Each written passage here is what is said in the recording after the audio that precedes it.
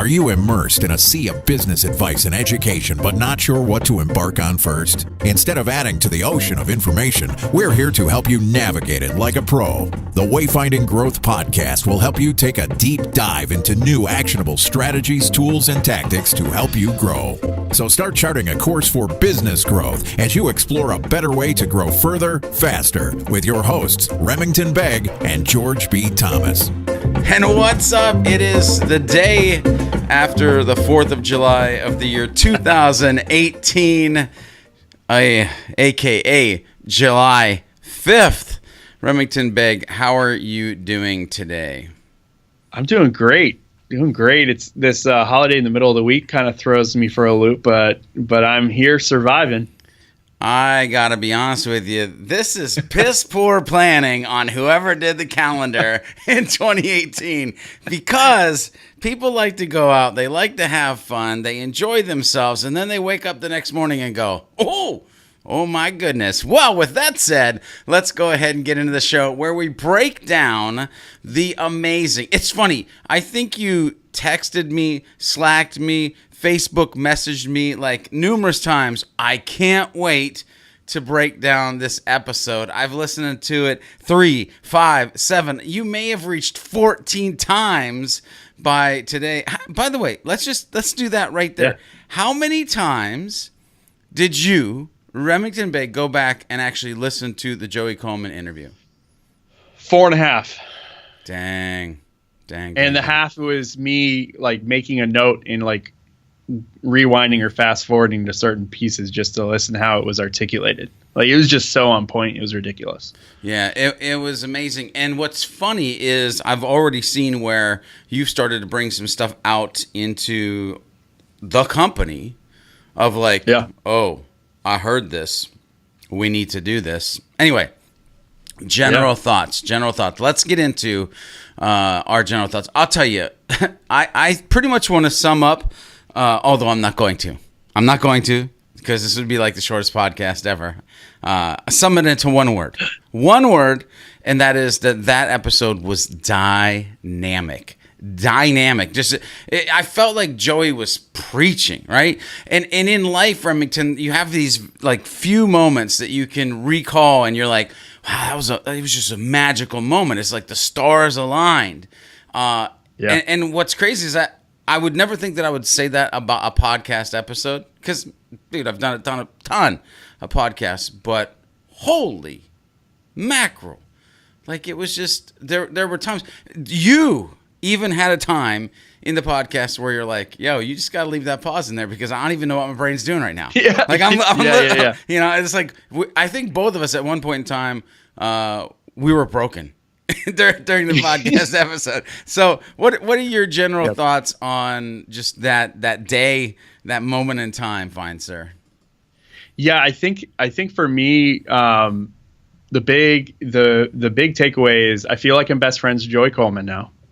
And we're friends on Facebook, so that's super awesome. But no, for real, it was one of those things where listening to it, either I know he's done that talk like hundreds and hundreds and hundreds of times, but he just was so eloquent with how he talked about it. You could tell that man is jazzed up about, the customer experience and and he's just a real humble human being. I really loved it. And some of the key things, like, there are so many little sound bites, no matter where you are in business, whether you own it or otherwise, that things you can take away from that episode.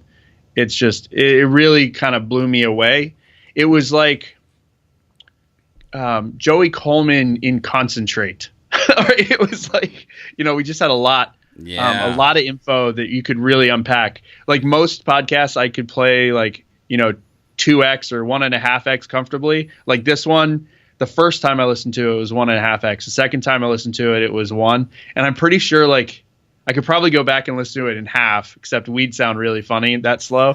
But to really let it sink in. But it was a really great episode. I think some of the big things that I took away from a high level was anyone can copy your company or your product or your service, but they cannot copy the experience. And I think that was one, if no one listens to anything else in the podcast, it's understanding they can't duplicate how you can make your customers feel. Keyword can. The question is are your competitors creating a better experience than you? I think that was one of the big takeaways I had. Yeah, man. For me, and there were just nuggets. And what's really interesting, you hear you talk about this before I actually say my thing and we go into navigational tools, is like right now there's a thing where people are like 1.5, 1.75, 2.0ing their content, right? It's like I've got to get the content in me as fast as I can, even though I might not retain it. But at least I can say, check, I did it. I listened to it. To hear you talk about like, hey, is there a 0.75 button on here? Is there a 0.5 button on here? Can I slow this down because I want to just ooze the information, and just kind of slow drip, right? So that's the difference between like immediate instant coffee versus like the slow drip percolate like type thing. And man, that episode was for sure one of those where you want the slow drip. You want to get every ounce of it. He said something super interesting. Well, he said a ton of interesting things. But one thing that I really pulled out that I want people hopefully to go back and rewind and listen to is when he talks about one-time buyer, lifetime customer. And, the whole dynamic around that, it was completely crazy. But navigational tools, people, that's where we talk about the tools that we talked about. So you've heard about them if and only if you have gone back and actually listened to the episode. If you haven't, what's wrong with you? But I just want to go ahead and really kind of go over the 8 words that, might just change your business forever.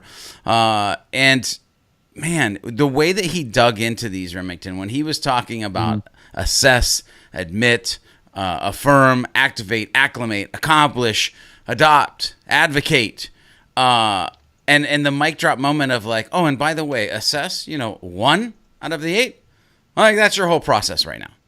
Like that's all you're focusing on.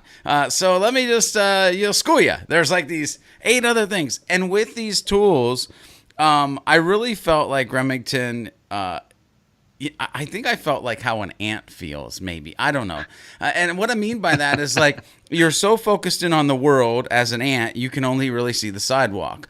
But when somebody would pick you up and like now all of a sudden you see the grass and there's a swing set over there and there's a building that you thought maybe by 10 years from now as an ant you would walk to and get to. I feel like during Joey Coleman's interview and these 8 sections that somebody like lifted me up and was like, oh, look, there's a world out here. It was just really ridiculous. No, I totally agree. And, going back to those, I love the fact of how much thought he put into it with like all of the A's, like just even the thought process around that, right?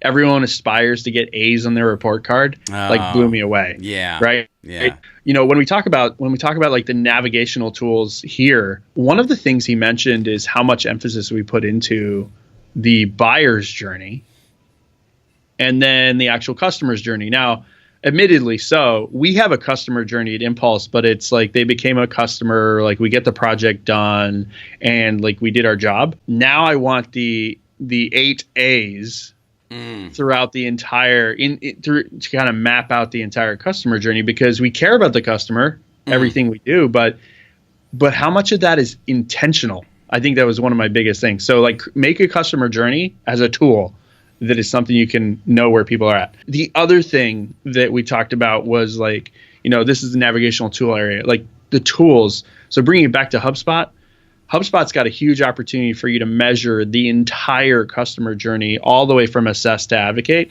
and I kind of see that as like a big aha. And I don't even know if HubSpot's gone this far with it, but thinking about the fact that you can start to map out that entire journey in one spot and understand how far through people got, I think that adds 8 more life cycle stages to me, to like the life cycle stage that's set up in the HubSpot tool. So the service hub, I think, is going to be really huge, or a tool like it to allow for you to actually track this stuff intentionally. So it's funny because you mentioned life cycle stages, and I went in a little bit of a different direction with this. Because I was like, there's got to be something here, and first of all, HubSpot isn't talking about this. They say customer delightion. That's the end of the conversation. Customer delightion. Yeah. It's like no. Here's how you get the customer delightion, and see, it's these 8 things, right? But I started to think about, why do we not have in the CRM side, which I hate calling it a side, because it's just a service sales marketing tool at this point. That's what it is. And so why segment it? Why silo yourself? But I started to think, why are there not at the end of your deal stages where it's closed won, why isn't it that you just don't have those other 8 that follow along, or the 7 that need to follow along after the whole process? And then my mind even started to go with, well, why wouldn't you maybe actually just do closed won and then have a secondary, I'm using air quotes for those of you listening, sales pipeline that is called the first 100 days, and it has the 7 or so deal stages in it. And then you even take and automate some of the things that could be automated, tasks to have somebody send a gift, emails to like affirm them or activate them. And then you're dragging these deal stages. I mean, they're not worth any money. It's just that you're making sure, well, they are worth money because they're going to be a customer for life, right? So it's like now you're dragging these along, these stages, and you could remind yourself, it's day 57. Make sure you go drag this to deal stage number 6, right? Like, there's just so much that you could do in there with this philosophy and that tool. Anyway, that was a total nerd moment. I may have exhausted all of my energy for the rest of the podcast on it. I'm just saying. Gals, that is number 4. Activate. George just activated himself today. To that point, you could use the service hub, like the actual tickets, to drive someone through the first 100 days. So I think there's a huge opportunity to kind of think of how Joey's methodology he kind of put together really just kind of can roll into how you deal with it as a business. That's just huge. And then, so the final tool, and this really blew my mind, he talks about the fact that you should give your customers a gift when they come on board. And right, I'm literally in the middle of having conversations with Jackie and Rachel about making these swag bags where we're like, here, have a gift. And he was like, and I'm not talking about you throwing your logo on something. And I was like, crap. It was really cool. It was really cool to kind of hear that, but it really kind of opened my eyes up into this. Our marketing is customer centric. Our sales are customer centric. How customer centric is your customer experience? That was that thing I got. So yeah, that was huge. Yeah, I gotta say, because we always say it in this part, what tools are you using for customer experience? If I get an email, I'll be super happy. Like, I'll be super dope. I hope there are people out there that are listening to this that aren't as blown away as we were. Like, oh yeah, I've been doing this and 17 other things. What's wrong with you, George and Remington? Yeah, email us because we'd love to know what other tools you're using. Hey, this week's episode is brought to you by our Launchpad workshops at Impulse Creative. It doesn't really matter if it's a HubSpot Launchpad workshop or if it's Content Compass workshop. We love to come out. We love to help train you up. Make sure you're getting the most out of your content and HubSpot efforts. Let's chart the course. Remington, 2 things that really spoke to you at a deeper level. So it goes along those lines of the tools that I just mentioned. So like that customer journey, one of the first things that I started doing was scribbling this out, on the wall, is trying to figure out how we can put more emphasis in understanding the customer experience. So it's one of those things, like I want to I want to know whether we're winning or losing. And I want customers to look at us as, wow, how can we be like them? Right. And so, there's a couple companies that make you feel real good about, being their customer and stuff, and just trying to think of that experience and how that makes you feel. That was really big. Make sure that the energy and the budget that you're throwing into CX or the customer experience is in the same line as the sales and marketing side. And that sounds really, really hard to wrap your head around. But everyone says it's easier to keep a customer than it is to find a new one. This kind of makes it so it's even more, in front of you. And I'm going to go ahead and say those 8 A's again. So assess, admit, affirm, activate, acclimate, accomplish, adopt, and advocate. So think about, he talks about all the different ways that the tools you could use in each one of those. He also mentioned that not everyone makes it to the end. And so now, me as a business owner, want to measure everything. I'm like, oh, how far through have we gotten? So did we hit activation? How many people have actually gotten through and adopting our methodology that we tell them about?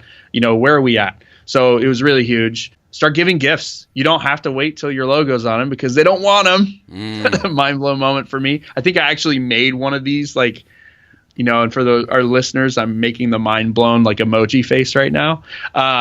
But the gift is something you could start sending right away. And I know there's already 4 or 5 different ways that I want to see us start doing that. I'm just still mind blown over the whole thing. It's just fantastic. Yeah, it's crazy. And, it's funny, the gift thing, I actually posted on my personal Facebook yesterday a great gift idea. There was this party, by the way, which is why I probably exhausted all of my energy on that last little bit. Not really, folks. I'm just kidding. But there was a party at my house. This lady, she brought cookies, and they were amazing. You got to go to my Facebook. It's Mr. George B. Thomas. Anyway, they were all 4th of July and decorated, and she's like, oh yeah, this is a side business. And I'm like, do you ship? And she's like, yeah, I ship. And I'm like, ooh, this is perfect. No logo, tasty treat. And so I put on Facebook hey, look, if you're looking for a good gift idea, here's a good gift idea. Anyway, charting the course for me, one of the things I want to start with was when Joey talked about, hey, you've sold your stuff thousands of times. Hey, that almost sounded a little bit like Joey, sort of, kind of. Hey, you've sold your stuff thousands of times, right? Yep. But for the customer, it's probably the first. And so while you are cursed with the knowledge of the understanding of what you're going to do next before you even do it, the customer's in there what's going on? And they're bobbing and weaving and they're trying to, make sure they're catching up or caught up with where you're at. To me, slowing down, because we're all trying to speed up the sales process. How can we make this go faster? Because we got to close. Yeah. And it's no, slow down. Take it easy. It's their first time. Be decent.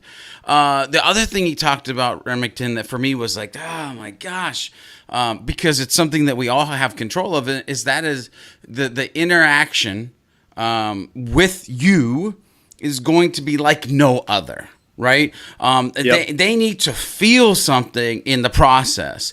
They need to just be and they don't even necessarily need to know why they feel that way. But when you walk away, they're like, gosh, I like that guy, or I like that gal, or oh, that company is amazing. And they're really not sure why they felt that way, but you've put things in place, the way you talk, the way you act, the way you move, your colors, your fonts, whatever it is, that interaction just is none other that they've ever had. Mind-blowing stuff for them.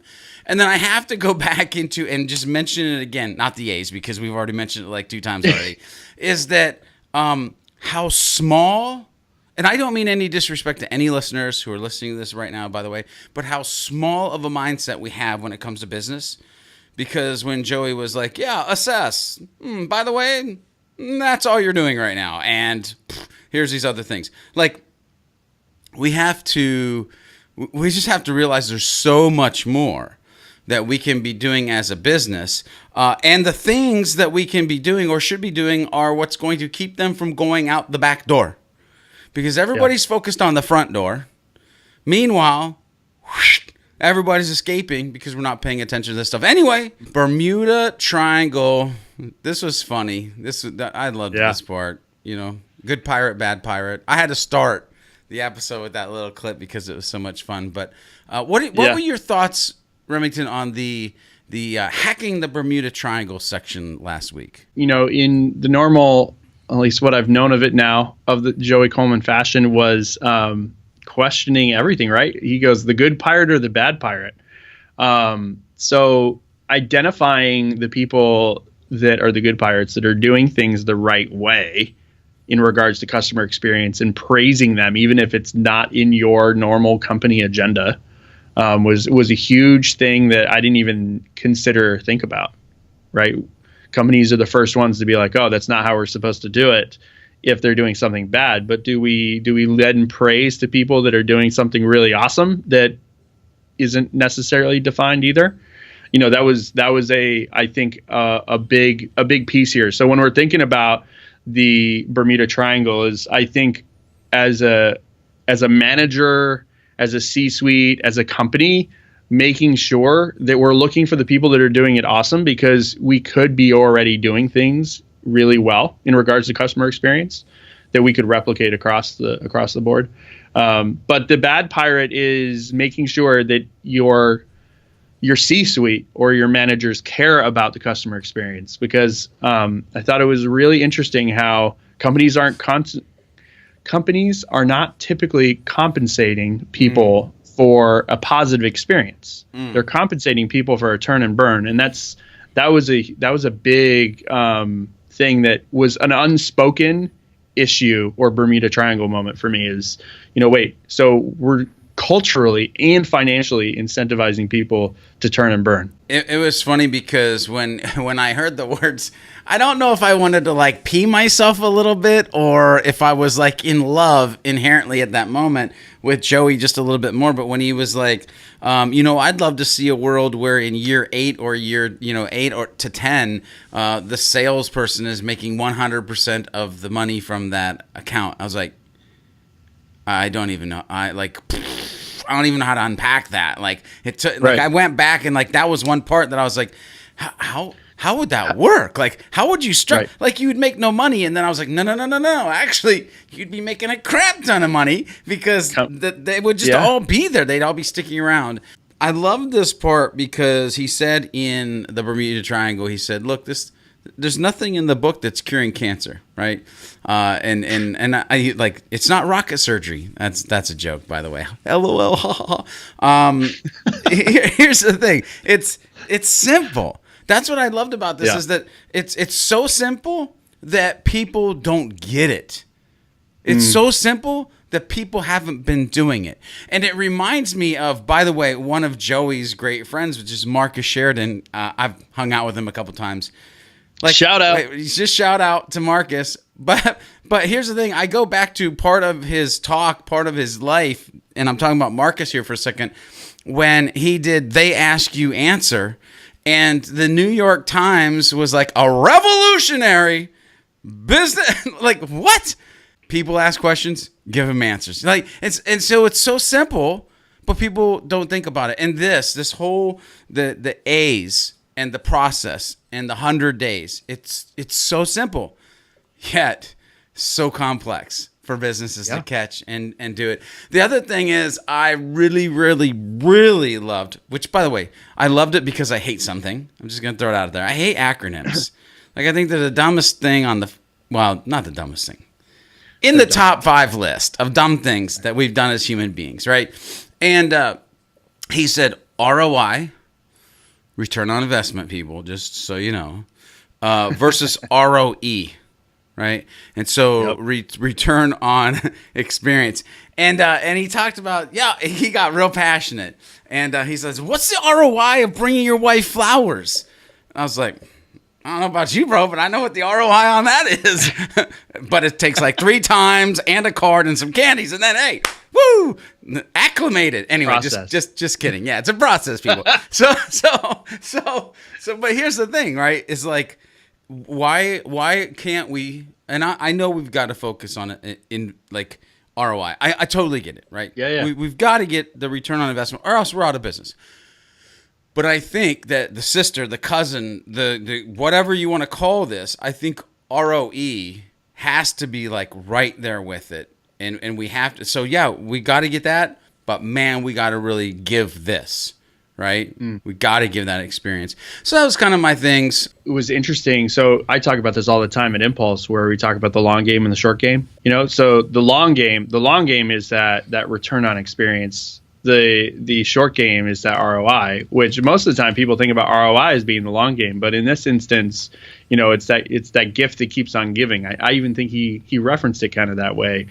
If you have a lot of people that are all advocating for you, it can be pretty huge. So gotta bring in the energy, people, because it's time. It's time. Yo, I love July 4th. I'm still trying to figure out July 5th. Just letting everybody know that. But it's time for Captain Killing It, where we talk about somebody who is either hashtag failing or hashtag succeeding in the socials. Remington Bag, I see a big, large yes.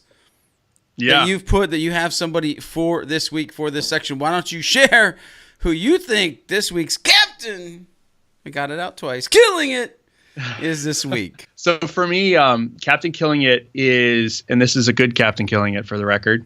Now I have to identify is, we're pretty intentional with the things we do around Impulse, and I'm going to use this Captain Killing It to highlight the team, the Wayfinders at Impulse Creative. We have 14 amazing individuals that have been absolutely knocking it out of the park with what we do at Impulse regarding our own marketing and our own sales. And we just put out a case study on our blog. We'll put it in the show notes too. But, we've been able to dial things in since our website redesign, everything from changing a domain, which is super scary to a lot of folks, all the way through to just building out a website that's kind of backwards than where the industry is going. And we've seen some incredible results. So we're talking 100% increase over 6 months in traffic, 43% increase in leads. I know a lot of companies that would love to see that kind of lead flow. The good news is we know how, and we're doing it for ourselves. And so it's one of those things. Hats off to everyone on the team for really kicking ass and making it happen. And then the other thing here is, we did that case study to win a HubSpot Impact Award, and then found out that we are not eligible as our own people or as our own agency to do that. So give us some love. Tell us what you think, and and know that it is possible to make some results like that happen. Now we just got to focus some of that energy on one of our clients and write a really nice blog to showcase them for next quarter. It amazes me. It really does amaze me. With a company who says, you got to drink your own Kool-Aid, you got to eat your own dog food, and I'm sure they have another saying with that too, that they would not accept us eating our own dog food, which is gross, by the way, drink our own Kool-Aid. They'd be like, oh, let's go ahead and show that. But anyway, we still love you. Every now and then. Yeah, we got a really cool blog for it now, so it's easy to show. But yeah, it was very interesting to me. Actually got that email yesterday, so at least they responded. That's cool. Yeah. Responding is, boy, that's a low expectation barrier. Anyway, it's time for us to close this bad boy up, because this has been one heck of a voyage. We know that you have things that you need to do. Hopefully, if you have not listened to the Joey Coleman episode, you will go over and do that. Make sure you join the conversation over on our Facebook group and page, wayfindinggrowth.com/FB. Oh, man, you got to come over there. You can also email Remington and myself, WG@impulsecreative.com, if you want to let us know where you'd like us to navigate some of these conversations, topics, all that good stuff. Remington, any last words before we head out of here? Big thing for me is take one thing and make a change in your customer experience, because like for me, it's, we've been sitting here waiting for those logoed things to come in. Send that bottle of champagne, people. Just send it. Yeah, that's it. And don't send it to me though. At least not until next. At least until next 4th of July. Anyway, I want to thank you for watching. I want to thank you for listening. If you are listening on your favorite podcast app, make sure you go over to iTunes, leave a rating and review, some nice words. 5 stars would be great. If you are watching this on YouTube, make sure you hit that subscribe button. Hit the bell for instant notifications. Ding, ding, ding, ding. Anyway, until next time, folks. He's Remington, I'm George, and we hope that you will leave the dock of mediocrity and set sail into the sunset of your success.